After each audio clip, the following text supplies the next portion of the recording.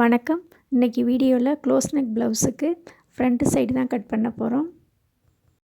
இதுக்கு எந்த அளவுமே தேவையில்லை, பொதுவான அளவை வச்சு தான் கட் பண்ண போகிறோம். இப்போது நேர் கட்டிங்க்கு பேக் சைடு துணியை இந்த மாதிரி கரெக்டாக வச்சுக்கலாம்.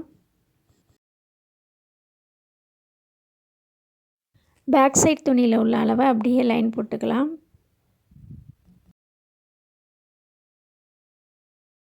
ஆம் ஹோலுக்கு குடைய வேண்டியதில்லை, பேக் சைடு துணியில் உள்ள அளவை அப்படியே குறிச்சிக்கலாம். இப்போது தையலுக்காக ஒரு 1.5 இன்ச்சு விட்டுருக்கோம்ல, அதில் மட்டும் எக்ஸ்ட்ரா ஒரு 1/2 இன்ச்சு சேர்த்துக்கலாம். 1/2 இன்ச் அளவுக்கு எக்ஸ்ட்ரா சேர்த்து லைன் போட்டிருக்கேன். ஃப்ரண்ட்டு டாட் பிடிக்கையில் துணி கம்மியாகவும், அதுக்காக தான் அந்த 1/2 இன்ச்சு எக்ஸ்ட்ரா சேர்த்துருக்கோம். இப்போது கழுத்து பக்கம் ஒரு 6 இன்ச் உயரம் வச்சுட்டு லைன் போட்டுக்கலாம்.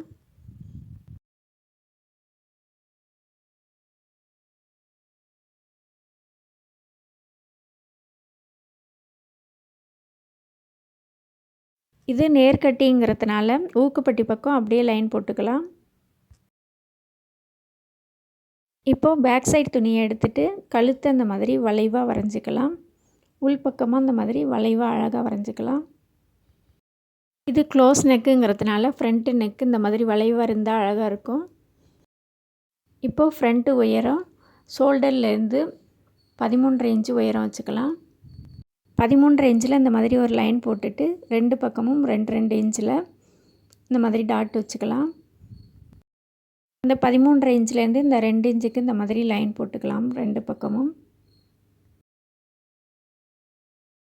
ஃப்ரண்ட்டு நெக்கை இந்த மாதிரி கரெக்டாக வளைவாக வரைஞ்சிக்கலாம். இப்போது ஃப்ரண்ட் சைடு துணியை கட் பண்ணிக்கலாம்.